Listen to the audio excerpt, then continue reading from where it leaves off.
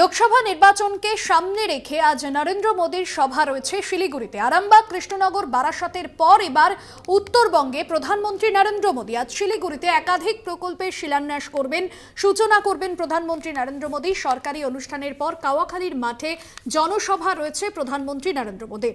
দক্ষিণবঙ্গের একাধিক জেলায় জনসভা করার পর এবার উত্তরবঙ্গ লোকসভা নির্বাচনকে সামনে রেখে তৃতীয় দফায় শনিবার বঙ্গ সফরে আসছেন প্রধানমন্ত্রী। তবে এবার দক্ষিণবঙ্গে নয়, তিনি সভা করবেন উত্তরবঙ্গে, এবং উত্তরবঙ্গের প্রথম সভাটি শিলিগুড়ি দিয়েই শুরু হবে। উত্তরবঙ্গ মেডিকেল কলেজ সংলগ্ন কাওয়াখালী মাঠে বিকেল 3টেয় সভা করবেন তিনি, এবং বাগডোগরা বিমানবন্দরে নেমে সড়ক পথে তিনি যাবেন কাওয়াখালী ময়দান, এবং প্রথমে সরকারি অনুষ্ঠানে অংশ নেবেন এবং পরবর্তীতে জনসভা রয়েছে। এবং প্রধানমন্ত্রীর জনসভা ঘিরে কড়া নিরাপত্তা শিলিগুড়িতে, এবং একেবারে শেষ মুহূর্তের প্রস্তুতি সেখানে ধরা পড়েছে। লোকসভা নির্বাচনের আগে এবার উত্তরবঙ্গে জনসভা করছেন, এবং প্রথমেই শিলিগুড়িতে জনসভা রয়েছে প্রধানমন্ত্রী নরেন্দ্র মোদীর।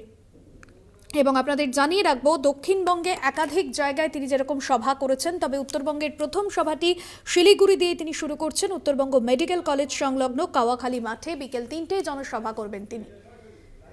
সরাসরি রয়েছেন আমাদের প্রতিনিধি রীনা কুমার। রীনা, দক্ষিণবঙ্গের বিভিন্ন জায়গায় সভার পর এবার উত্তরবঙ্গ, এবং আজ কি বার্তা দিতে পারেন প্রধানমন্ত্রী? অন্যদিকে বেশ কিছু সরকারি প্রকল্পের উদ্বোধন করবেন। সব মিলিয়ে শেষ মুহূর্তের কি ছবি ধরা পড়ছে প্রস্তুতির?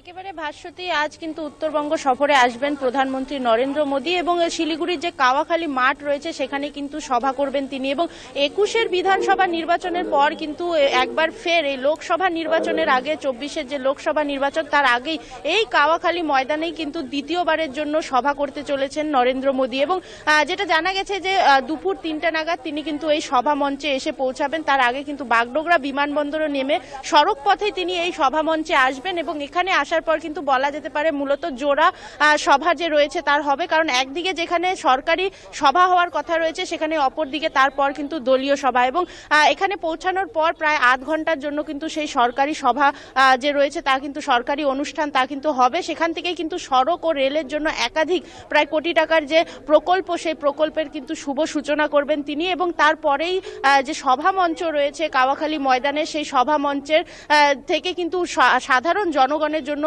বক্তব্য রাখতে উঠবেন তিনি। তবে ইতিমধ্যে কিন্তু জানা গেছে যে যারা যারা এখানে উপস্থিত থাকবেন তার মধ্যে কিন্তু একটি নাম রয়েছে, সদ্য বিজেপিতে যোগদান করা প্রাক্তন বিচারপতি অভিজিৎ গাঙ্গুলি, তিনিও কিন্তু এখানে এসে উপস্থিত হবেন। এবং আর কিছুক্ষণের মধ্যেই তিনি কিন্তু বাগডোগরা বিমানবন্দরে নামবেন, এবং সেখান থেকে এসেই তিনি কিন্তু এই সভা মঞ্চে এসে যোগ দেবেন। এবং আরও যে সুকান্ত মজুমদার, এছাড়াও বিরোধী দলনেতা যারা রয়েছেন সকলেই কিন্তু একে একে এখানে এসে উপস্থিত হবেন। এবং ইতিমধ্যে যে শেষ মুহূর্তের প্রস্তুতি তা কিন্তু জোর কদমে চলছে, যেখানে সভা মঞ্চ থেকে শুরু করে কিন্তু সমস্তটাই যে রয়েছে পুলিশি নজরদারিতে রয়েছে। এছাড়াও গেটের সামনে মেটাল ডিটেক্টর থেকে শুরু করে সমস্ত কিছুই কিন্তু পুলিশের নজরদারিতে রয়েছে।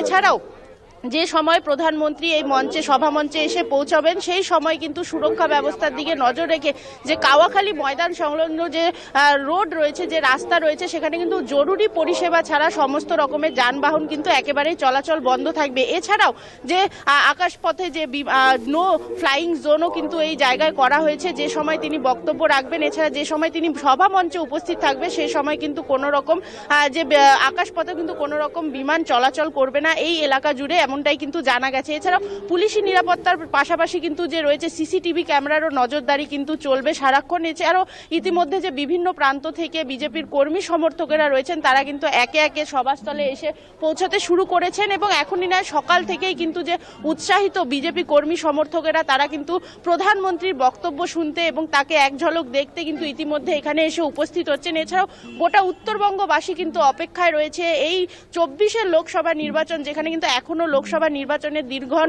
ঘোষণা হয়নি, তার আগেই উত্তরবঙ্গ সফরে রয়েছেন প্রধানমন্ত্রী নরেন্দ্র মোদী। ফলে সভা মঞ্চ থেকে তিনি উত্তরবঙ্গবাসীদের জন্য কি বার্তা তুলে ধরবে সেদিকেই কিন্তু নজর রয়েছে সকলের। ভাস্বতী, একেবারে ধন্যবাদ জানাবো। সরাসরি ছিলেন আমাদের প্রতিনিধি রীনা কুমার। এবং ইতিমধ্যে শেষ মুহূর্তের যেরকম প্রস্তুতি চলছে, পাশাপাশি নিরাপত্তাও কিন্তু যথেষ্ট জোরদার করা হয়েছে। শিলিগুড়িতে একাধিক সরকারি প্রকল্পের শিলান্যাস এবং সূচনা করবেন প্রধানমন্ত্রী।